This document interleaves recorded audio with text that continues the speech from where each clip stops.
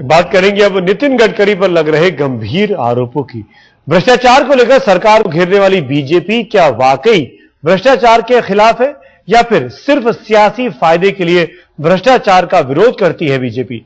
ये सवाल इसलिए खड़े हो रहे हैं क्योंकि बीजेपी के अध्यक्ष नितिन गडकरी पर महाराष्ट्र की एक एक्टिविस्ट अंजलि दमानिया का आरोप लगाया है कि उन्होंने सिंचाई घोटाला, जिसमें अजीत पवार का नाम सामने आया, वो घोटाला खोलने के लिए गडकरी की मदद मांगी, लेकिन गडकरी ने मदद देने से साफ इनकार कर दिया था।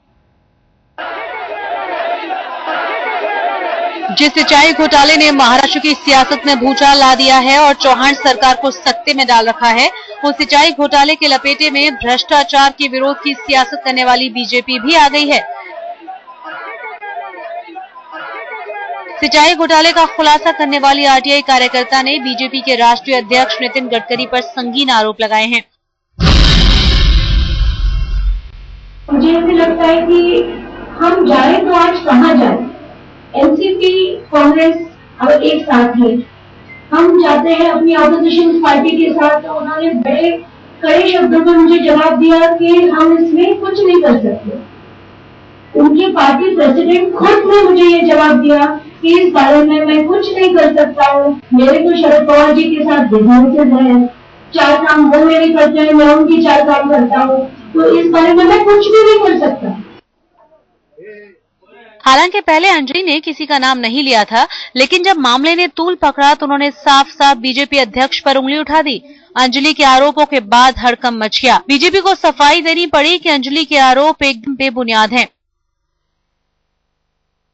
मैं इस बात को बहुत प्रामाणिकता से कहना चाहूंगा कि इंडिया अगेंस्ट करप्शन के किसी भी सक्रिय कार्यकर्ता या नेता से हमारे राष्ट्रीय अध्यक्ष जी की कोई मुलाकात नहीं हुई, जिसमें उन्होंने इस बात का संकेत दिया है कि हम महाराष्ट्र के सिंचाई के घोटाले को उठाने में सहयोग नहीं करेंगे। ये बिल्कुल बेबुनियाद है।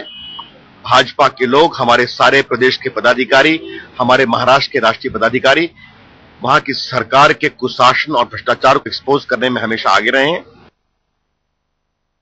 हम आपको बता दें कि सिंचाई घोटाले के आरोपों की वजह से महाराष्ट्र के डिप्टी सीएम और पूर्व सिंचाई मंत्री अजीत पवार को इस्तीफा देना पड़ा है।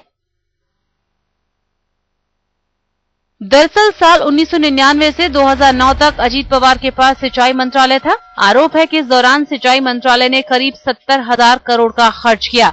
आरोप लगे कि खर्च के अनुपात में काम नहीं हुए। आरोप ये भी लगे कि विदर्भ और रायगढ़ जिले में जो डैम बने उनकी कीमत बढ़ाकर प्रस्ताव पास किए गए थे। ऐसे डैम बनाए गए हैं जिसकी जरूरत ही नहीं थी और वो नेताओं के दबाव में बनाए गए थे। हालांकि विपक्ष अब इस मुद्दे पर महाराष्ट्र सरकार को घेरने में लगा है, लेकिन अंजलि के खुलासे के बाद दिखावे की सियासत के आरोप लगना लाजमी है। इस देश के अंदर कुछ ऑपोजिशन बचा है क्या? सब लोग सत्ता के अंदर है, चाहे वो ऑपोजिशन पार्टी हो चाहे सत्ता पार्टी हो, सब लोग सत्ता के अंदर है। ऑपोजिशन है इस देश में तो केवल एक ही है और वो है इस देश के लोग।